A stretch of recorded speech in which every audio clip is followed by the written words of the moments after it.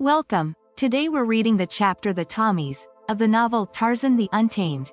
Last time, Medic, under the grip of madness, attempted to drown Bertha Kirker, but instead swam her to a dimly lit corridor, where they encountered a series of warriors before being led to a room housing the dead body of Visa, the mayor. A struggle ensued when Tarzan and Smith Oldwick, searching for Bertha, burst into the scene, leading to a fierce confrontation with Medic, whom Tarzan ultimately overpowered and hurled out of the window.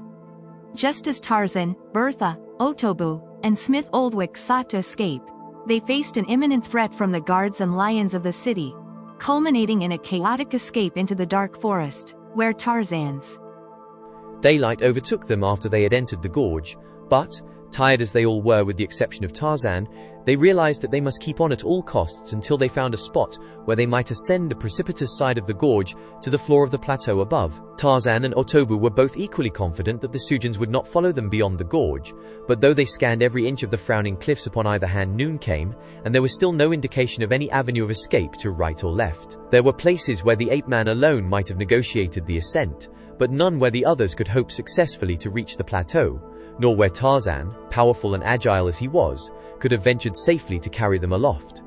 For half a day the ape-man had been either carrying or supporting Smith Oldwick, and now, to his chagrin, he saw that the girl was faltering. He had realized well how much she had undergone, and how greatly the hardships and dangers and the fatigue of the past weeks must have told upon her vitality. He saw how bravely she attempted to keep up, yet how often she stumbled and staggered as she labored through the sand and gravel of the gorge. Nor could he help but admire her fortitude and the uncomplaining effort she was making to push on. The Englishman must have noticed her condition too, for some time after noon he stopped suddenly and sat down in the sand. "It's no use," he said to Tarzan. "I can go no farther. Miss Kircher is rapidly weakening. You will have to go on without me." "No," said the girl. "We cannot do that. We have all been through so much together, and the chances of our escape are still so remote that whatever comes, let us remain together, unless—" and she looked up at Tarzan. "You, who have done so much for us, to whom you are under no obligations, will go on without us. I for one wish that you would. It must be as evident to you as it is to me that you cannot save us, for though you succeeded in dragging us from the path of our pursuers, even your great strength and endurance could never take one of us across the desert waste which lies between here and the nearest fertile country." The ape-man returned her serious look with a smile. "You are not dead," he said to her, "nor is the lieutenant, nor Otobu, nor myself. One is either dead or alive, and until we are dead, we should plan only upon continuing to live. Because we remain here, and rest is no indication that we shall die here. I cannot carry you both to the country of the Wamabas, which is the nearest spot at which we may expect to find game and water, but we shall not give up on that account. So far, we have found a way. Let us take things as they come. Let us rest now, because you and Lieutenant Smith Oldwick need the rest, and when you are stronger we will go on again." "But the Xujans," she asked, "may they not follow us here?" "Yes," he said, "they probably will, but we need not be concerned with them until they come." "I wish," said the girl, "that I possessed your philosophy, but I am afraid it is beyond me. You were not born and reared in the jungle by wild beasts and among wild beasts, or you would possess, as I do, the fatalism of the jungle."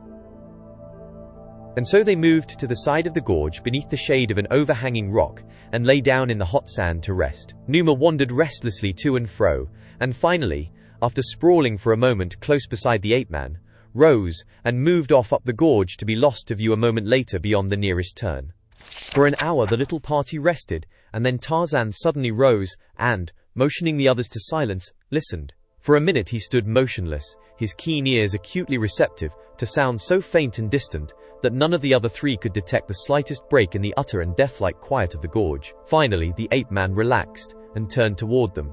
"What is it?" asked the girl. "They are coming," he replied. "They are yet some distance away, though not far, for the sandaled feet of the men and the pads of the lions make little noise upon the soft sands." "What shall we do, try to go on?" asked Smith Oldwick. "I believe I could make a go of it now for a short way. I am much rested. How about you, Miss Kircher?"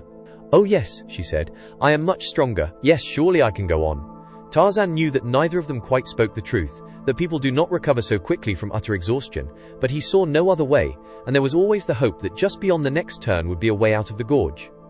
"You help the lieutenant, Otobu," he said, turning to the black, "and I will carry Miss Kircher.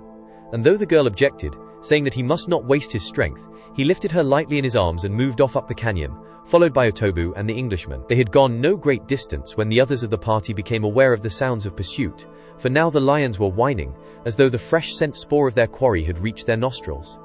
"I wish that your Numa would return," said the girl. "Yes," said Tarzan, "but we shall have to do the best we can without him. I should like to find some place where we can barricade ourselves against attack from all sides. Possibly then we might hold them off. Smith Oldwick is a good shot, and if there are not too many men he might be able to dispose of them provided they can only come at him one at a time. The lions don't bother me so much. Sometimes they are stupid animals, and I am sure that these that pursue us, and who are so dependent upon the masters that have raised and trained them, will be easily handled after the warriors are disposed of." "You think there is some hope then?" she asked.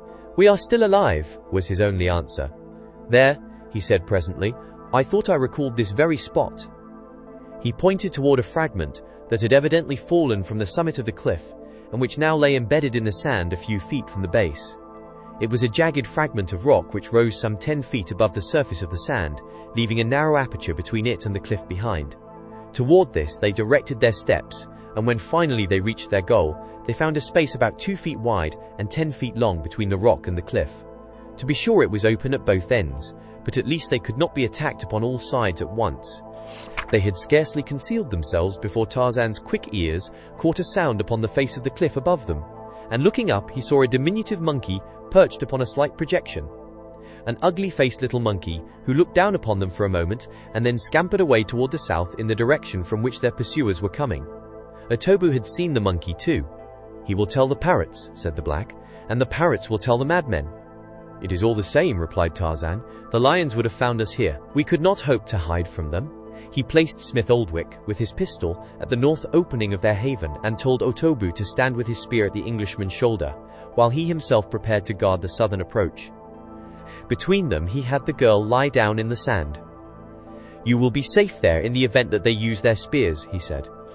The minutes that dragged by seemed veritable eternities to Bertha Kircher, and then at last, and almost with relief, she knew that the pursuers were upon them. She heard the angry roaring of the lions and the cries of the madmen.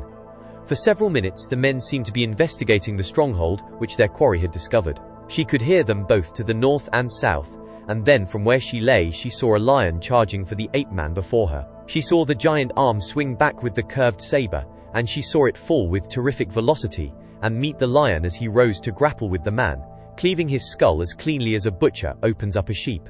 Then she heard footsteps running rapidly towards Smith Oldwick, and, as his pistol spoke, there was a scream and the sound of a falling body. Evidently disheartened by the failure of their first attempt, the assaulters drew off, but only for a short time. Again they came, this time a man opposing Tarzan, and a lion seeking to overcome Smith Oldwick. Tarzan had cautioned the young Englishman not to waste his cartridges upon the lions, and it was Otobu, with the Jujan spear, who met the beast, which was not subdued until both he and Smith Oldwick had been mauled, and the latter had succeeded in running the point of the saber the girl had carried into the beast's heart. The man who opposed Tarzan inadvertently came too close in an attempt to cut at the ape-man's head, with the result that an instant later his corpse lay with the neck broken upon the body of the lion. Once again the enemy withdrew, but again only for a short time, and now they came in full force, the lions and the men, possibly a half-dozen of each, the men casting their spears and the lions waiting just behind, evidently for the signal to charge. "Is this the end?" asked the girl. "No," cried the ape-man, "for we still live." The words had scarcely passed his lips when the remaining warriors, rushing in, cast their spears simultaneously from both sides. In attempting to shield the girl, Tarzan received one of the shafts in the shoulder, and so heavily had the weapon been hurled that it bore him backward to the ground. Smith Oldwick fired his pistol twice when he too was struck down, the weapon entering his right leg midway between hip and knee. Only Otobu remained to face the enemy, for the Englishman, already weak from his wounds and from the latest mauling he had received at the claws of the lion, had lost consciousness as he sank to the ground with this new hurt. As he fell, his pistol dropped from his fingers, and the girl, seeing, snatched it up. As Tarzan struggled to rise, one of the warriors leaped full upon his breast and bore him back, as, with fiendish shrieks, he raised the point of his saber above the other's heart. Before he could drive it home, the girl leveled Smith Oldwick's pistol and fired point blank at the fiend's face. Simultaneously, there broke upon the astonished ears of both attackers and attacked a volley of shots from the gorge. With the sweetness of the voice of an angel from heaven, the Europeans heard the sharp-barked commands of an English non-com. Even above the roars of the lions and the screams of the maniacs, those beloved tones reached the ears of Tarzan and the girl at the very moment that even the ape-man had given up the last vestige of hope.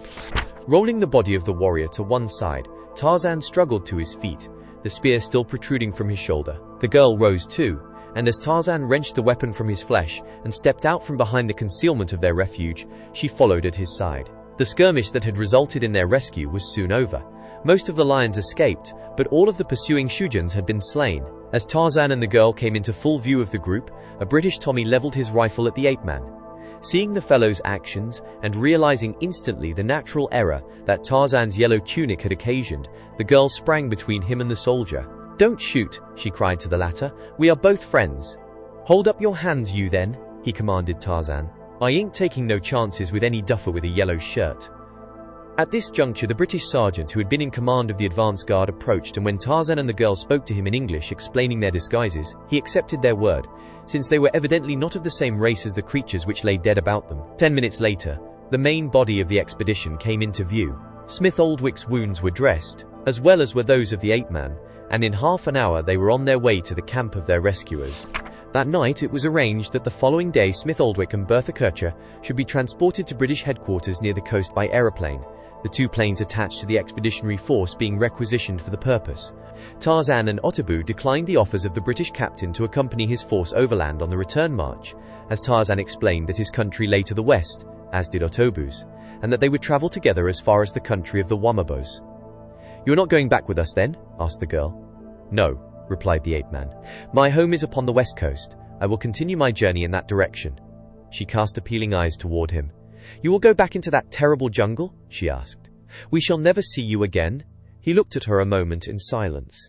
"Never," he said, and without another word turned and walked away. In the morning, Colonel Capell came from the base camp in one of the planes that was to carry Smith Oldwick and the girl to the east. Tarzan was standing some distance away as the ship landed, and the officer descended to the ground. He saw the colonel greet his junior in command of the advanced detachment, and then he saw him turn toward Bertha Kircher, who was standing a few paces behind the captain. Tarzan wondered how the German spy felt in this situation, especially when she must know that there was one there who knew her real status. He saw Colonel Capell walk toward her with outstretched hands and smiling face, and although he could not hear the words of his greeting, he saw that it was friendly and cordial to a degree. Tarzan turned away scowling, and if any had been close by they might have heard a low growl rumble from his chest. He knew that his country was at war with Germany, and that not only his duty to the land of his fathers, but also his personal grievance against the enemy people and his hatred of them, demanded that he expose the girl's perfidy, and yet he hesitated, and because he hesitated, he growled not at the German spy but at himself for his weakness. He did not see her again before she entered a plane and was borne away toward the east. He bid farewell to Smith Oldwick, and received again the oft-repeated thanks of the young Englishman. And then he saw him too borne aloft in the high circling plane, and watched until the ship became a speck far above the eastern horizon, to disappear at last high in air. The Tommies, their packs and accoutrements slung, were waiting the summons to continue their return march. Colonel Capell had, through a desire to personally observe the stretch of country between the camp of the advanced detachment and the base, decided to march back his troops. Now that all was in readiness for departure, he turned to Tarzan. "I wish you would come back with us, Greystoke," he said, "and if my appeal carries no inducement, possibly that of Smith Oldwick and the young lady who just left us may. They ask me to urge you to return to civilization." "No," said Tarzan. "I shall go my own way. Miss Kircher and Lieutenant Smith Oldwick were only prompted by a sense of gratitude in considering my welfare." "Miss Kircher?" exclaimed Capell, and then he laughed. "You know her then as Bertha Kircher, the German spy?" Tarzan looked at the other a moment in silence. It was beyond him to conceive that a British officer should thus laconically speak of an enemy spy whom he had had within his power and permitted to escape. "Yes," he replied, "I knew that she was Bertha Kircher, the German spy." "Is that all you knew?" asked Capell. "That is all," said the ape-man. "She is the Honourable Patricia Canby," said Capell, "one of the most valuable members of the British intelligence service attached to the East African forces. Her father and I served in India together, and I have known her ever since she was born." Why, here's a packet of papers she took from a German officer and has been carrying it through all her vicissitudes, single-minded in the performance of her duty.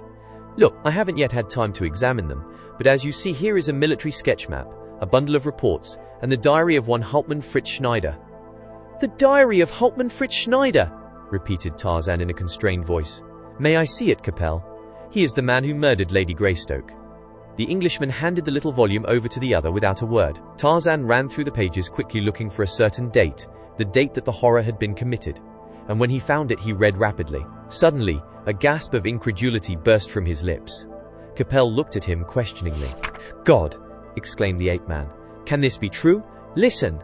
And he read an excerpt from the closely written page. "Played a little joke on the English pig. When he comes home, he will find the burned body of his wife in her boudoir. But he will only think it is his wife. Had von Goss substitute the body of a dead negress and char it after putting Lady Greystoke's rings on it, Lady G will be of more value to the High Command alive than dead." "She lives!" cried Tarzan. "Thank God!" exclaimed Capel. "And now? I will return with you, of course. How terribly I have wronged Miss Canby, but how could I know? I even told Smith Oldwick, who loves her, that she was a German spy. Not only must I return to find my wife, but I must right this wrong." "Don't worry about that," said Capel. "She must have convinced him that she is no enemy spy, for just before they left this morning he told me she had promised to marry him." Did you enjoy today's chapter of Tarzan the Untamed? Why not subscribe and ring the bell?